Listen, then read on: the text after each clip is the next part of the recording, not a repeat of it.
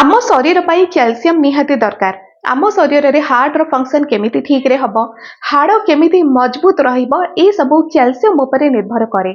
आहुरी बहुत किछि काम करे कैल्शियम आम शरीर रे।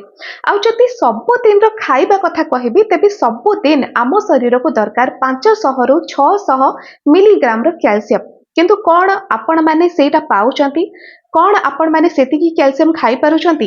एटा गोटे भूल धारणा रही जे केवल क्षीर पीले ही कैल्शियम मिलिबो, अन्य कोनोसी खाद्य नाही। देखो क्षीर रे कैल्शियम रही किंतु क्षीर जेतेबेले आपण पियंती, जदि मने करतु 100 ग्राम रो क्षीर आपण पिउचंती तेबे सेथिरे केवल आपनको 125 मिलीग्राम रो कैल्शियम मिलुची। किंतु आपनको केते दरकार 500 रु 600 मिलीग्राम रो कैल्शियम सब दिन पई। तो आउ सब कैल्शियम जहाँ अभाव रहीगला सेटा केमिति आपण पूरण करिवे? एमिति अनेक खाद्य रही जहाँ क्षीर ठारू भी 2 गुण एमिति कि 10 गुण कैल्शियम आपनको देई पारिबो जदि से सब खाद्य को आपण रेगुलर खाइबे। आउ जदि आपण क्षीर पियंती तेबे सेटा केतेबेले हजम हुए तो केतेबेले हुएनी, केतेबेले गैस हे जिवो, केतेबेले आउ किछि प्रॉब्लम हे जिवो। तो सेति पई ए सब खाद्य को आपण खांतु जहाँ आजिर वीडियो रे आपण जानिबे। कैल्शियम रो अभाव जेतेबेले हुए बहुत सारा लक्षण देखा जाए, जेमिति कि आपनको सब बेले थकालिया लागिबो, एमिति कि आपणकर दांत रे प्रॉब्लम स्टार्ट हे जिवो, बारंबार प्रॉब्लम हबो। आउ आपणकर हाड़ सब बेले वीक हे कि रहिबो, आपणकर जॉइंट पेन देखा जिवो। एमिति अनेक किछि लक्षण कैल्शियम अभाव रो देखा जाए। आ महिला मानक शरीर रे जेतेबेले बेबी डिलीवरी से मानकर हे जाय तापर चुट्टी बहुत अधिक झड़े से मानकर, कारण से मानकर कैल्शियम अभाव होए।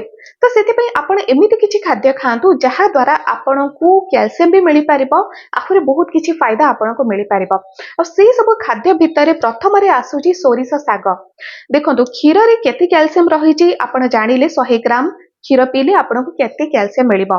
किंतु सोरिष साग जेतेबेले आपण खांती, मने करंतु 100 ग्राम रो सोरिष साग आपण खाउचंती तो एथिरे आपनको 3000 मिलीग्राम रो कैल्शियम मिली जाउची। भाबंतु केते अधिक 3000 मिलीग्राम रो कैल्शियम माने 5 दिन रो कोटा आपणकर एकाथरिके पूर्ण हे जाउची जदि आपण 100 ग्राम रो सोरिष साग खाउचंती। किंतु सोरिष साग खाइबा समस्तक पक्षरे संभव हुएनी, कारण सबु स्थान रे सेटा मिलेनी। तो आपण अन्य केउ खाद्य खाइबे? एमिति बहुत किछि खाद्य रहिछि जोथिरे कि कैल्शियम आपनको भरपूर मिलिबा। सेमिति तो बहुत सारा साग रहिछि, आमे जहाको खाइ थाउ सबुथिरे किछि ना किछि कैल्शियम तो रहुछि, किंतु सबुथिरे समान रहुनी। आउ सोरिष साग रे बहुत अधिक आपनको मिली जाउछि।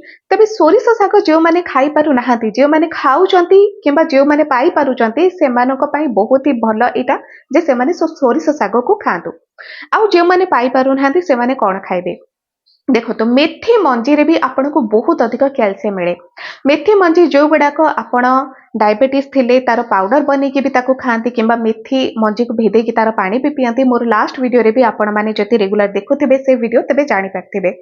मेथी मंजी आपणक खाद्य रे भी आपण प्रयोग करूथिबे, किंतु एई मेथी मंजी जति 100 ग्राम भी आपण खाई दउचंती एतिर आपणको 440 मिलीग्राम रो कैल्शियम मिली जाउची। एबे आपण कहिबे जे 100 ग्राम मेथी मंजी किए खाए? हाँ, मेथी मंजी आपण खाई पारिबेनी 100 ग्राम रो, किंतु मेथी साग को तो खाई पारिबे। तेबे मेथी साग को भी आपण जति खाइबे सेथिरे भी आपनको किछि कैल्शियम मिली जाउची। और गोटिए कैल्शियम युक्त भल खाद्य हेउछि मांडिया। मांडिया आपनको सस्ता रे भी मिली जिवो। आ 100 ग्राम रो मांडिया जति आपण खाउचंते डेली, तेबे एथिरे आपनको 350 मिलीग्राम पाखापाखी कैल्शियम मिली जाउची। तो एटा भी आपणकर कोटा को पूरण करि पारिबो। जति 100 ग्राम रो मांडिया आपण दिन को खाई दउचंती सेथिरे आपनको 350 मिलीग्राम रो कैल्शियम मिली जाउची। आउ बाकी रो जे कैल्शियम रहिला तो ताकू अलग खाद्य रे भी आपण पूरण करि पारिबे। तेबे मांडिया को आपण बहुत सारा उपाय रे खाई पारिबे। मांडिया जाऊ आपण सिंपल बनेकी खाई पारिबे, मांडिया रो रोटी भी आपण बनेकी खाई पारिबे। जेमिति भी खांतु आपनको कैल्शियम रो अभाव पूर्ण हे पारिबो। आ मांडिया द्वारा आपणकर पेट भी ठंडा हुए, आपणकर डाइजेस्टिव सिस्टम भी इंप्रूव हुए। प्लस जदि आपणक पेट रे बहुत चर्बी लागुची तो से समस्या भी आपणकर दूर हे जिवो। आ एबे तो गोटे ट्रेंड हे सारलाणी मांडिया खाइबा, जोटा कि बहुत अधिक हेल्दी। आउ आपण माने मांडिया निहाती खांतु जदि आपणकर कैल्शियम रो अभाव रहुचे। मांडिया भली समान कैल्शियम आपनको कोलथ डाली भी दिए। कोलथ डाली आपण जति सप्ताह को 2 ରୁ 3 थर भी ରୋଷେଇ କରିକି ଖାଉଛନ୍ତି ଏଇଟା ବି ବହୁତ ଅଧିକ କ୍ୟାଲସିୟମ ଆପଣଙ୍କୁ ଦିଏ। ଆଉ ଯେତେବେଳେ କୋଳଥ ଡାଲିକୁ ଆପଣ ଖାଆନ୍ତି ଏଇଟା ଆପଣଙ୍କର ହାଡ଼କୁ ମଜବୁତ କରିବା, ଆପଣଙ୍କର ଜଏଣ୍ଟ ପେନକୁ ଦୂର କରେ, ଏମିତିକି ଆପଣଙ୍କର ଡାଇଜେଷ୍ଟିଭ ସିଷ୍ଟମକୁ ବି ଇମ୍ପ୍ରୁଭ କରେ। କାରଣ କୋଳଥ ଡାଲି ଆପଣଙ୍କର ଏତେ ଅଧିକ ଫାଇବର ଦିଏ ଆପଣଙ୍କୁ ଯେ ଆପଣଙ୍କର ପେଟ ବି ସଫା ହୁଏ। ତେବେ ଆପଣମାନେ କୋଳଥ ଡାଲିର ଗୋଟେ ଭଲ ବେନିଫିଟ ତ ଜାଣିଛନ୍ତି ଯେ ଏଇଟା କିଡନୀ ଷ୍ଟୋନ ପାଇଁ ବି ବଢିଆ କାମ କରେ। କୋଳଥ ଡାଲି ଆଉ କୋଳଥ ସିଝା ପାଣି ବି। କୋଳଥ ଡାଲି ଖାଇବା ସହିତ ଆପଣ ସୋୟାବିନ୍କୁ ବି ଖାଇପାରିବେ। ସୋୟାବିନ୍ ଆମେ ମୁଖ୍ୟତଃ ବଡି ରୂପରେ ଖାଇଥାଉ। ସୋୟାବିନ୍ର ଡାଲି ବି ଆପଣ ଦେଖିଥିବେ, ସୋୟାବିନ୍ ମଞ୍ଜି ଯୋଉଗୁଡାକ ଆପଣ ସିଝେଇକି ତାକୁ ରୋଷେଇ କରିକି ଖାଇପାରିବେ। ଆପଣ ଯେମିତି ବି ଖାଆନ୍ତୁ, ଆପଣ ବଡି ବି ଖାଇଲେ ଆପଣଙ୍କୁ ସେଇ ଉପକାର ମିଳିବ। ଆପଣ ଯଦି ମଞ୍ଜି ବି ଖାଉଛନ୍ତି ସୋୟାବିନ୍, ତ ସେଥିରେ ବି ଆପଣଙ୍କୁ ସମାନ କ୍ୟାଲସିୟମ ମିଳିଯାଉଛି। ଆଉ ସୋୟାବିନ୍ର କ୍ଷୀର ବି ଏବେ ଆସୁଛି, ଯେଉଁମାନେ କିଣି ପାରୁଛନ୍ତି ସେମାନେ ବି ତାକୁ କିଣିକି ପିଇ ପାରିବେ। ତ ଏତେ ସବୁ ଉପାୟରେ ଆପଣ ସୋୟାବିନ୍ ଖାଇବେ। ଆଉ କେତେ କ୍ୟାଲସିୟମ ଏଥିରେ ମିଳିବ, ଯଦି ସୋୟାବିନ୍ ଆପଣ 100 ଗ୍ରାମର ଖାଉଛନ୍ତି ତ ଏଥିରେ ପାଖାପାଖି 240ରୁ 250 ମିଲିଗ୍ରାମର କ୍ୟାଲସିୟମ ଆପଣଙ୍କୁ ମିଳିଯାଉଛି, ଯୋଉଟା କି ବହୁତ ଅଧିକ। ଆଉ ଆପଣ ଅଞ୍ଜିର ବି ଖାଇପାରିବେ, ଏଥିରେ ବି ଆପଣଙ୍କୁ କ୍ୟାଲସିୟମ ଭରପୁର ମିଳିଥାଏ। କିନ୍ତୁ ଏଇଆ ଯେ ଅଞ୍ଜିରକୁ ଡାଇବେଟିକ ପେସେଣ୍ଟ ମାନେ ଖାଇପାରନ୍ତି ନାହିଁ, କାରଣ ଅଞ୍ଜିର ନିଜ ଭିତରେ ମିଠା।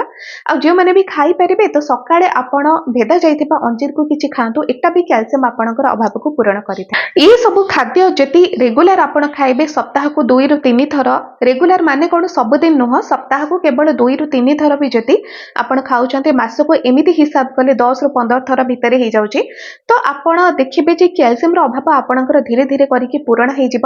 ଆଉ କ୍ୟାଲସିୟମ ସିରପ ଖାଇବା କିମ୍ବା କ୍ୟାଲସିୟମ ଟ୍ୟାବଲେଟ ଖାଇବା, ହଁ, ଯେତେବେଳେ ଆପଣ ଡକ୍ଟରଙ୍କ ପାଖକୁ ଯାଆନ୍ତି ଡକ୍ଟର ନିଶ୍ଚୟ ସେ ସବୁକୁ ପ୍ରେସକ୍ରାଇବ କରିବେ। କିନ୍ତୁ କେତେ ଦିନର କୋର୍ସ ଥାଏ, 2 ମାସ 3 ମାସର କୋର୍ସ ଥାଏ, ତାପରେ ଆପଣ ତାକୁ ବନ୍ଦ କରିବେ ହିଁ କରିବେ। କିନ୍ତୁ ଏ ସବୁ ଖାଦ୍ୟ ଆପଣ ରେଗୁଲାର ଖାଇପାରିବେ। ଆଉ ଅଧିକ କିଛି ଖର୍ଚ୍ଚ ବି ନୁହେଁ ଏ ସବୁ ଖାଦ୍ୟର। ଆପଣ ବି ଖାଇଲେ, ଆପଣଙ୍କର ପୁରା ଫ୍ୟାମିଲି ବି ଖାଇଲେ, ଯେତେବେଳେ ଆପଣ କୋଳଥ ଡାଲି ରୋଷେଇ କଲେ କିମ୍ବା ମାଣ୍ଡିଆର ରୁଟି କରୁଛନ୍ତି, ପୁରା ଫ୍ୟାମିଲି ଏହାର ଉପକାର ପାଇପାରୁଛି। ଆଉ ଆପଣମାନେ ଜାଣିଛନ୍ତି, ଯଦି କ୍ୟାଲସିୟମର ଅଭାବ ଆପଣଙ୍କ ଶରୀରରେ ରୁହେ, ତେବେ ଆପଣଙ୍କ ଶରୀରର ଯେଉଁ ସବୁ କାମ କ୍ୟାଲସିୟମ କରୁଛି, ତ ସେ ସବୁ କାମକୁ କରିବା ପାଇଁ ଆପଣଙ୍କ ଶରୀର ଆପଣଙ୍କ ହାଡ଼ରୁ ହିଁ କ୍ୟାଲସିୟମ ଟାଣିବ। ଦେଖନ୍ତୁ, ଆପଣଙ୍କ ଶରୀରରେ କାମ କରିବ, ପୁଣି ଆପଣଙ୍କ ଶରୀରରୁ ହିଁ ହାଡ଼ରୁ କ୍ୟାଲସିୟମକୁ ଟାଣିବ ଆଉ ନିଜ ଶରୀର ପାଇଁ ଲଗେଇବ। ତ ସେଥିପାଇଁ କ୍ୟାଲସିୟମ ଯୁକ୍ତ ଖାଦ୍ୟ ଖାଇବା ନିହାତି ଦରକାର। ଯଦି ଆପଣମାନେ ଖାଇବେ ନାହିଁ ତେବେ ଅଭାବ ହବ। ଆଉ ଆପଣଙ୍କର ହାଡ଼ରୁ ଯେତେବେଳେ ଆପଣଙ୍କ ଶରୀର କ୍ୟାଲସିୟମ ଟାଣିବ, ସେତେବେଳେ ହାଡ଼ ଆପଣଙ୍କର ୱିକ୍ ହେଇଯାଏ, ଯୋଉଥିରେ ଜଏଣ୍ଟ ପେନ୍ ଆପଣଙ୍କର ବଢିଯିବ। ତ ସେଥିପାଇଁ କ୍ୟାଲସିୟମ ଯୁକ୍ତ ଖାଦ୍ୟ ଖାଆନ୍ତୁ। କ୍ଷୀର ଆପଣ ପିଇ ପାରୁନାହାନ୍ତି, ସେଥିରେ ବି କମ ତ କ୍ୟାଲସିୟମ ହିଁ ରହିଛି, ତ ତାଠାରୁ ଅଧିକ ତ ଏସବୁ ଖାଦ୍ୟରେ ରହିଛି ଯୋଉଗୁଡାକ ଆପଣ ଖାଇପାରିବେ। ଆଉ ପୁରା ଫ୍ୟାମିଲି ଆପଣଙ୍କର ଏଥିରେ ଉପକୃତ ହେଇପାରିବ। ଆଜିର ଭିଡ଼ିଓ ଯଦି ଆପଣଙ୍କୁ ଭଲ ଲାଗିଲା, ଚ୍ୟାନେଲକୁ ସବସ୍କ୍ରାଇବ କରନ୍ତୁ, ଭିଡ଼ିଓକୁ ଗୋଟିଏ ଲାଇକ୍ କରିଦିଅନ୍ତୁ। ଲାଇକ୍ କଲେ ଆଦୌ ବି ଆପଣଙ୍କର ପଇସା ପଡ଼ିବନି, ନା ସବସ୍କ୍ରାଇବ କଲେ ପଇସା ପଡ଼ିବ। ହୁଏତ ଆପଣମାନେ ଭୁଲି ଯାଉଛନ୍ତି ଲାଇକ୍ ସେୟାର ସବସ୍କ୍ରାଇବ କରିବା, ଆଉ ଆପଣମାନେ ଭାବୁଛନ୍ତି ଯେ ପଇସା କାଳେ ପଡ଼ିବ କି ଖର୍ଚ୍ଚ ହେଇଯିବ ପକେଟରୁ, କିନ୍ତୁ ପକେଟରୁ ଟଙ୍କାଟା ଆପଣଙ୍କର ଖର୍ଚ୍ଚ ହବନି।